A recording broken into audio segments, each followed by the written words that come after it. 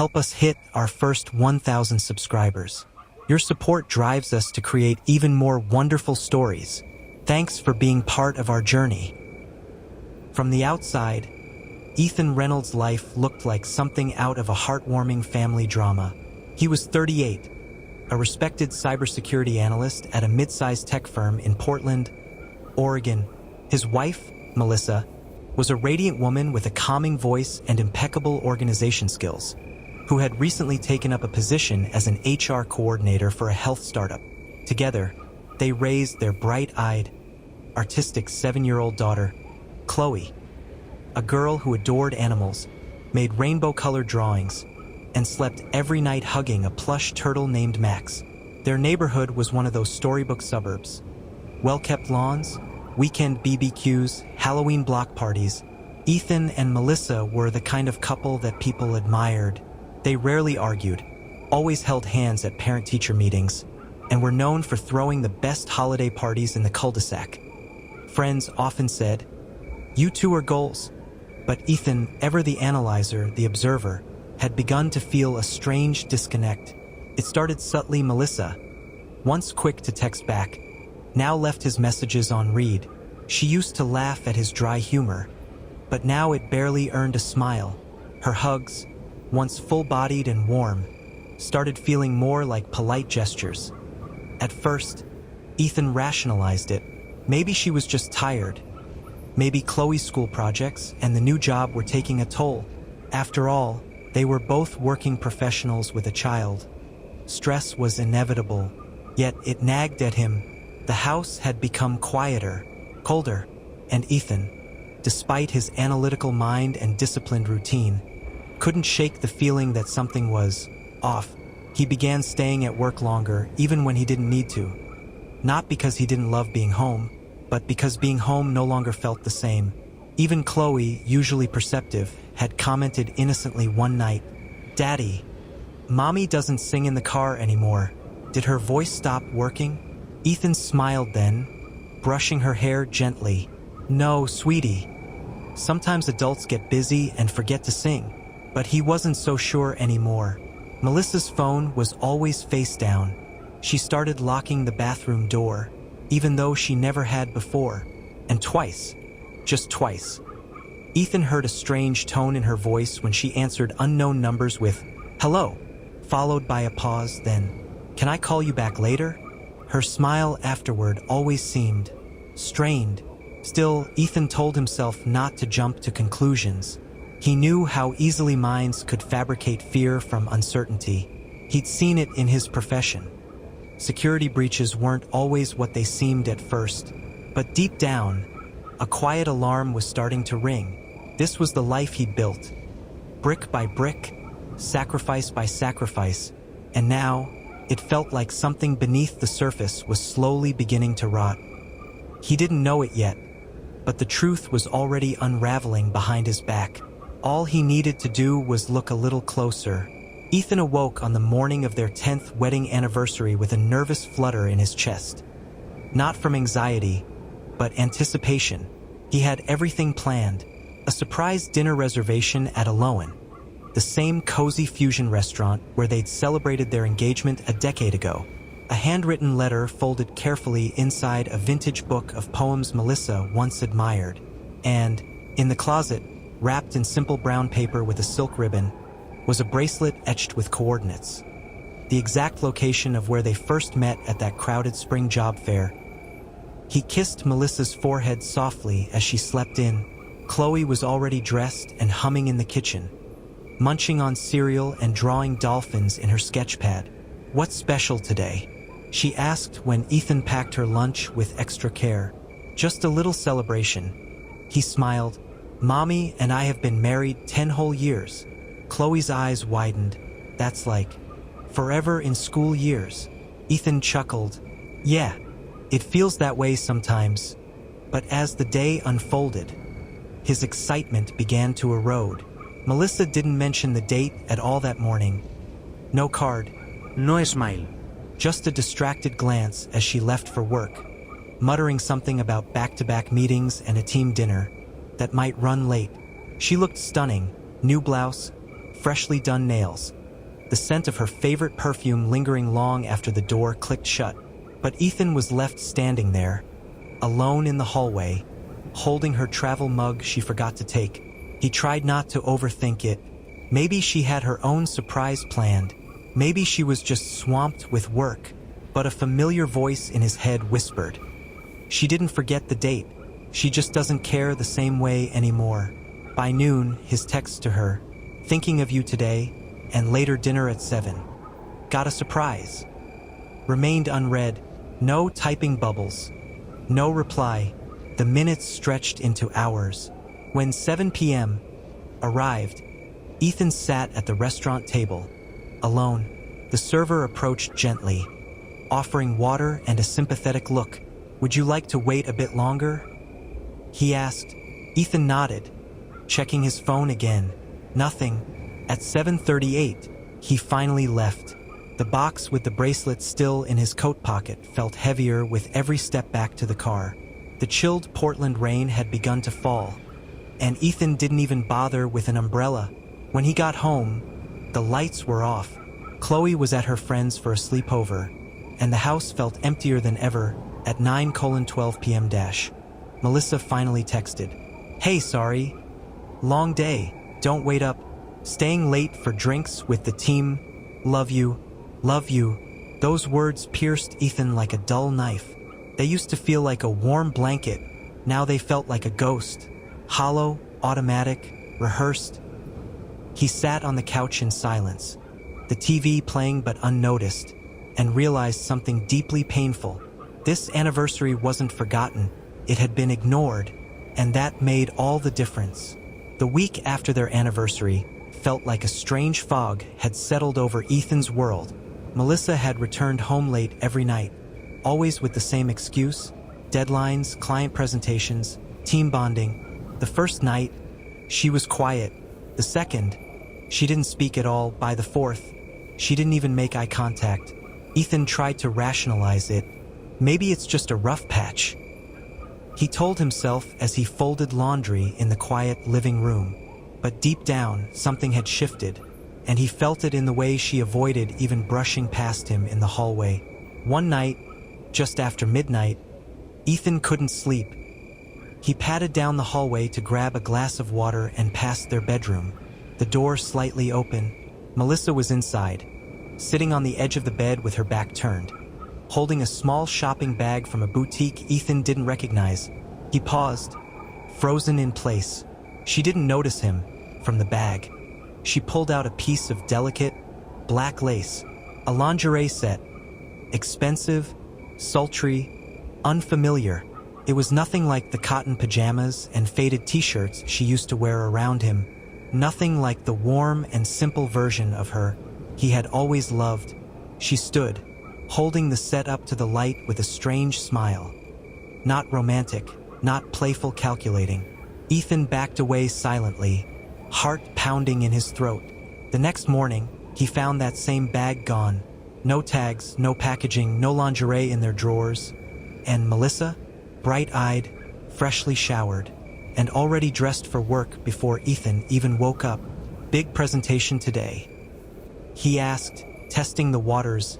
"Something like that," she said, barely looking up from her phone. At work, Ethan's thoughts spiraled. He stared at spreadsheets and project timelines, but every few minutes his mind would flash to that lace, that smirk, that emptiness in her eyes lately. He hated the way doubt crawled up his spine, how it poisoned his thoughts like ink dropped into clear water. But he couldn't shake it. That night, while she was gone again, "Dinner with the new VP," she'd said. Ethan opened her laptop. He didn't want to. He knew it was wrong, but his gut begged for answers his heart wasn't ready to hear. And there it was, a folder tucked away inside her downloads, innocuously named proposal_revisions. But inside, dozens of photos from a company retreat he didn't know about. Candid shots of Melissa in a tight cocktail dress, laughing beside a tall, sharply dressed man. Mark, her boss. Some photos looked professional. Others were clearly taken on a phone, up close, personal. Too personal. One of the final pictures was blurry but unmistakable. Melissa, half in his lap, wine glass in hand, his hand on her thigh. Ethan slammed the laptop shut and sat in the dark living room. Numb. It wasn't just the lingerie, it wasn't just the missed anniversary, it wasn't just the lies. It was the feeling that the woman he once knew was already gone. Ethan sat alone in the kitchen. The hum of the refrigerator the only sound as the clock ticked past 2:00 a.m. The photos were etched into his mind like scars. He hadn't confronted her. Not yet, but something had cracked inside him. Something that couldn't be repaired with a conversation or a forced smile. When Melissa returned home, heels clicking softly on the wooden floor, she looked startled to see him still awake. "You scared me," she said, hanging up her coat. "Why are you up?" "I couldn't sleep," Ethan replied, staring into his coffee mug. She didn't ask why. She didn't sit down, just grabbed a glass of water, glanced at her phone, and muttered, "I've got an early morning." And just like that, she disappeared into the bedroom. Ethan sat there for another hour, unmoving. The truth was he hadn't just seen the photos. He had watched the video too. Yes, a video, buried deeper in her drive, labeled Client Pitch 3 Movie. But it wasn't about clients. It wasn't even about work. It was a dimly lit hotel room, and Melissa's voice, laughing, whispering, saying things Ethan had never heard from her. Not even in their most intimate moments. The man's voice responded. Low and familiar Mark's voice. It wasn't just betrayal. It was annihilation. The next day, Ethan called in sick. He couldn't bring himself to function normally. He wandered the house like a ghost, staring at the framed photos on the wall. Their wedding day, the birth of their daughter Ava, family trips to the mountains. He even found Melissa's old journal tucked in the nightstand. Entries filled with love and gratitude. How did we get here? He thought. He wanted to scream. He wanted to throw something.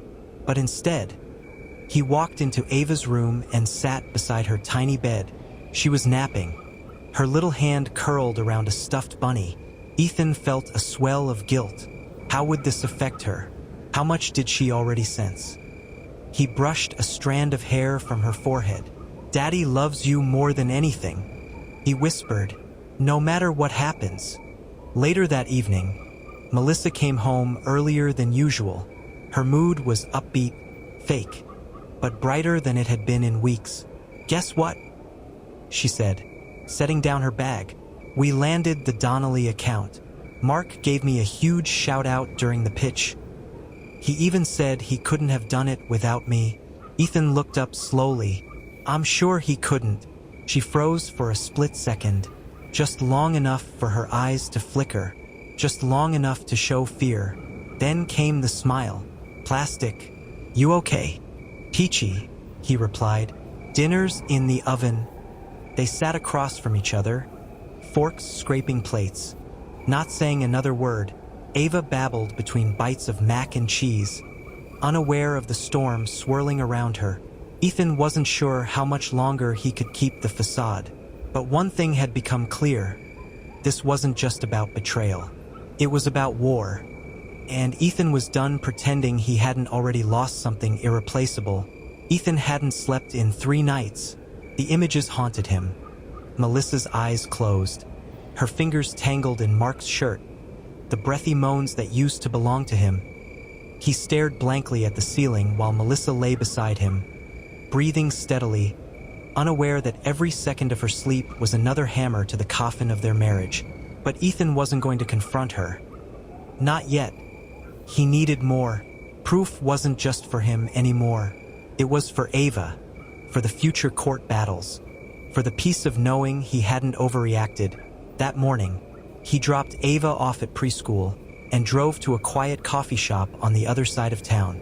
His laptop sat open in front of him, the screen showing the homepage of a private investigator's website. After a few clicks and a short call, he had an appointment set for later that day. At 4:00 p.m. Ethan sat across from a man named Carter Dempsey, a wiry, weathered man with tired eyes and a file already half filled with details about Mark Townsend. Melissa's boss and affair partner. Carter didn't waste time.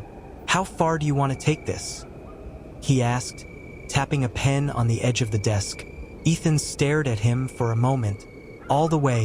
I want pictures, videos, hotel receipts, everything that'll make her lies impossible to deny." Carter nodded once. "You'll have it, but be prepared. This kind of truth doesn't come cheap or painless." Back home, Ethan put on a mask. He kissed Melissa's cheek, laughed at Ava's drawings, helped make dinner, but inside he was a storm, and with every smile Melissa faked, the storm grew stronger. The trap was set that weekend. Melissa claimed she had an overnight team-building retreat organized by the firm. Ethan played it cool. He even offered to help pack her bag. "That's sweet," she said, kissing his cheek. Ethan smiled as he tucked a small GPS tracker into the lining of her suitcase when she went to shower. He also placed an old phone under the passenger seat of her car, set to record everything. When she left Friday afternoon, Carter's team followed her to the Blue Fern Hotel, a boutique place just outside the city. Room 214, booked under Mark's name. Ethan got the call at 9:43 p.m. They're together, got clear footage of them entering the room. No hesitation. Ethan didn't cry. He didn't even flinch. Instead, he whispered, "Keep watching. I want to know how long they stay and what time she leaves." By Sunday afternoon, Melissa returned home with a suitcase and an energy that reeked of guilt covered in perfume. "It was amazing," she said. "We did some hiking, some trust-building games. I really think it brought the team closer." Ethan nodded. "I'm glad." "You deserve a break." Later that night, after Ava was asleep, Melissa walked into the bedroom wearing the same nightgown she used to wear back when they were happy. She tried to curl up beside Ethan, pressing her body against his back. He didn't move. "You okay?" she whispered. "Just tired." He wasn't tired. He was calculating. The trap had worked. And soon, she'd realize she wasn't the only one who could lie with a straight face. Ethan stood in front of the mirror, gripping the bathroom sink until his knuckles turned white. His reflection stared back at him. Tired eyes, hollow cheeks, a man unrecognizable from just a few months ago. But he didn't see weakness, he saw clarity, cold, calculating clarity. For the past week, he had rewatched the footage Carter sent him, over and over. Melissa laughing with Mark in the hotel lobby, her head resting on his shoulder at the restaurant. The way she looked up at him in the elevator, it wasn't lust. It was worse. It was affection, familiarity, comfort, the kind that once belonged to Ethan. He had everything he needed: photos, videos, audio, timestamps, but he didn't confront her, not yet, because he realized something deeper, something darker. Melissa didn't fear losing him. She pitied him, and that was unbearable. So instead of blowing up, Ethan changed tactics. He became quieter, more thoughtful. He stopped asking questions. He started letting her speak and listening. Every time she lied about work dinners, he nodded. Every time she said she was too tired for intimacy, he smiled and kissed her forehead. But inside, he took mental notes, tracking her deceit like a scientist studying a virus under a microscope. One evening, while they were watching a movie together on the couch, Ava asleep upstairs, Melissa rested her head on Ethan's shoulder. "You've been really sweet lately," she said. "It's like, I don't know, it feels like the early days again." Ethan turned to her, brushing a strand of hair behind her ear. "I've just been trying to appreciate what I have." Melissa smiled. "That means a lot, Ethan." He kissed her gently, and at that moment he knew.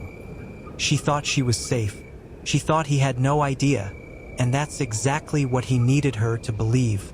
Over the next few days, Ethan started organizing everything, quietly moved half their savings into a private account under his name, consulted a divorce attorney discreetly recommended by Carter, made backups of all the evidence and stored them in cloud folders under aliases. One drive was labeled vacation plans, another, old taxes. He wasn't rushing. He wanted the cut to be surgical, precise, devastating. He planned the moment down to the minute, not in rage, not in tears, but in total emotional silence. The confrontation would never come the way Melissa expected it. There would be no screaming match, no dramatic, "How could you?" No begging or pleading, only silence, and a signed divorce petition with a flash drive attached, and the words, "I knew. I just waited until you couldn't deny it anymore." Melissa woke up to the smell of pancakes and coffee, Ethan's weekend ritual. For a moment, everything felt normal. She smiled, thinking maybe the quiet tension from the last few months had finally passed. Maybe things really were healing between them. She pulled on her robe and walked into the kitchen to find Ethan already dressed, sipping his coffee, Ava giggling in her high chair. "Morning," she greeted, kissing his cheek. "Morning," Ethan said with a soft smile. "Hope you're hungry." She sat down, glancing at the table. There was a yellow envelope placed neatly beside her plate. "What's this?" she asked, reaching for it. Ethan looked at her calmly. "Something I've been meaning to give you." Melissa opened it slowly. At first, she didn't understand. Inside was a single sheet of paper. Her name, legal language, a date. It took a few seconds for it to register. Divorce petition. She blinked, looking up in confusion. "Ethan, what is this?" He didn't answer. Instead, he stood, took Ava gently from her chair, and kissed her forehead. "Why don't you go play upstairs, sweetheart?" Ava nodded, toddling off, unaware of the storm about to hit. Melissa's voice trembled. "Ethan, what are you doing?" He handed her a flash drive. "Everything you've done, Melissa, every lie, every night with Mark. It's all here." Her heart dropped. The color drained from her face. "You were spying on me?" Ethan's expression remained neutral. "No, I was preparing." She tried to speak, but the words caught in her throat. I can explain." "You don't need to," he interrupted. "You already explained everything, in texts, in video, in hotel bookings. I just finally decided to listen." Melissa's eyes welled with tears. She reached out for his hand, but he pulled away. "You can keep the house for now," Ethan said. "I'll be staying with my sister. Ava will stay here until we sort custody." She shook her head, desperate. "Ethan, please don't do this. Don't tear our family apart." "You already did that, Melissa," he said quietly. "I'm just making it official." He left the room without another word, leaving Melissa alone at the table, the scent of pancakes filling the silence, the weight of the envelope like a brick in her hands. She didn't eat, she didn't cry, not right away. She just sat there, frozen, because deep down, she realized the most terrifying part. He didn't yell, he didn't rage, because he didn't love her anymore, and that was worse than anything she had prepared for. The days that followed Ethan's quiet departure felt like a blur for Melissa. She moved through the house like a ghost, doing chores robotically, pretending for Ava's sake that everything was okay. Even though everything was crumbling, each time she passed the dining table, she saw the yellow envelope again in her mind. Like a cursed echo, she texted Ethan once, twice, then 15 times. No reply. She called his sister, Naomi, hoping for a crack of empathy. "Naomi, please, I need to talk to him." Naomi's voice was colder than she expected. "You should have thought about that before sleeping with someone from his office. You don't deserve to talk to him." Melissa's hands trembled as she ended the call. Panic began to coil in her chest like a snake waking up. Later that evening, she tried logging into their joint bank account, just to feel some kind of control. Access denied. She tried again. Wrong password. Then she checked her own savings. The balance had dropped drastically. Scrolling through the transactions, she saw multiple transfers. Tuition payments for Ava's future already redirected to a private trust. Her name wasn't on it. Her mouth went dry. He wasn't just leaving. He was locking her out of everything. Melissa opened the flash drive Ethan had left. Her hands were shaking too badly to click properly. But when the files loaded, she saw it all. Photos, hotel check-ins, voice memos, even a video of her and Mark laughing together in the back of his car.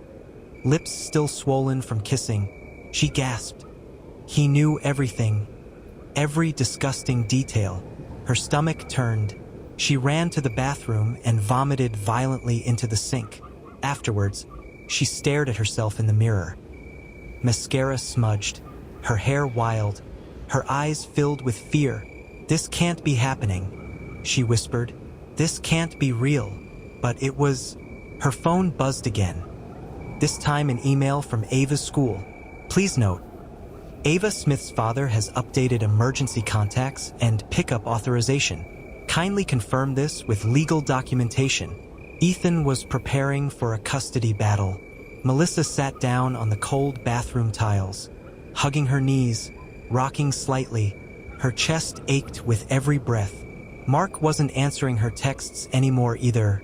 She was alone, not just in the house, but in life, and the man she betrayed wasn't yelling. He was planning, and that realization chilled her more than any scream ever could. Melissa couldn't sleep. The silence of the house felt deafening now. Every creak of the old floorboards felt like judgment. Every tick of the clock above the kitchen doorway reminded her that time was no longer on her side. By the third night without Ethan, desperation clawed at her like a wild animal. She hadn't seen Ava properly since he took her. Only a brief video call, heavily supervised, where Ava looked confused, distant, guarded, like she'd been told something that made her mother a stranger. Melissa wiped her tears and finally did what she had been dreading. She drove to Mark's apartment. Hello. Her escape, her mistake.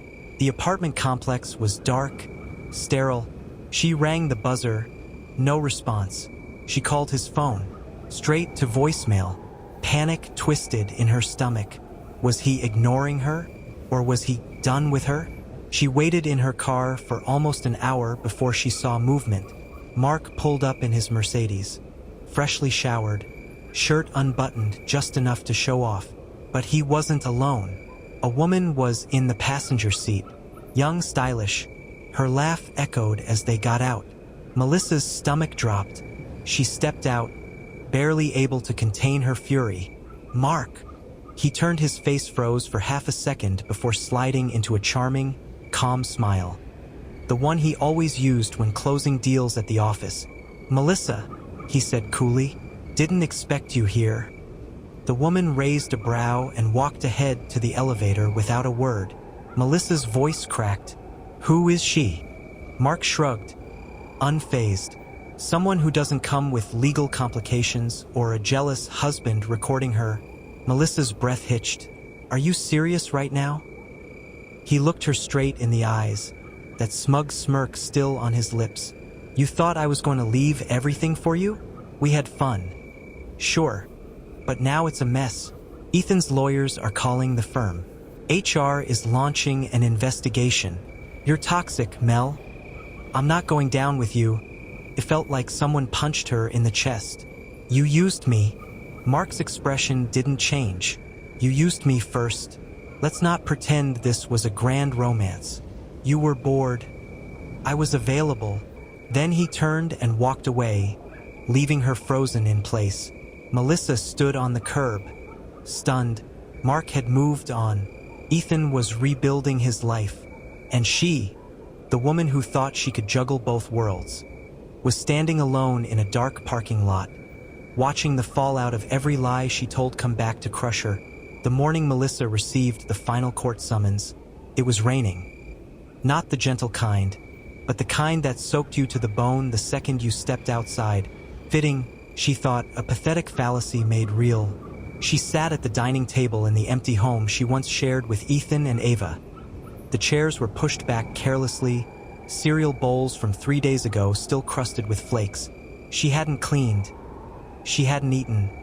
She just existed, The thick envelope sat in front of her, sealed but already heavy with consequence. When she finally opened it, her hands trembled. Full custody to Ethan, restraining order limiting her visitation to once a month. Supervised. Divorce finalized. Asset division. 80/20. She had nothing left to argue. Ethan had taken every measure, every lie, every betrayal, every text message she had once thought was deleted had resurfaced through Ethan's meticulous investigation. He hadn't exploded in rage. He had simply collected, waited, prepared. It wasn't vengeance. It was precision. The letter was clear. Her presence in Ava's life was now considered disruptive to the child's emotional stability. Melissa broke, not in a dramatic, crying on the floor kind of way that had happened already weeks ago. This was something colder, emptier, a kind of death that happened inside you when you knew the past could never be touched again. She tried to call Ethan, knowing full well he wouldn't answer. She left a voicemail anyway. Please, just let me see her. She's still my daughter. I know I messed up, but don't take her away from me forever. No reply ever came. Later that evening, as the rain still battered the windows, Melissa drove to the elementary school where Ava had her after-school art program. She stayed in the car, parked across the street, and then she saw them, Ethan stepping out of the front doors, umbrella in one hand, Ava's tiny hand in the other. They were laughing. Ava twirled under the umbrella, her backpack bouncing behind her. Melissa pressed her forehead to the steering wheel, her tears silent this time. Ethan didn't look back once. He didn't need to. He already knew she was gone, and Melissa, watching from the shadows, realized something truly unbearable. There was no way back. No apology grand enough, no truth painful enough, no second chance kind enough. She had destroyed her family not in one single blow, but through 1,000 tiny cuts, and now she bled alone, while the life she once had moved on without her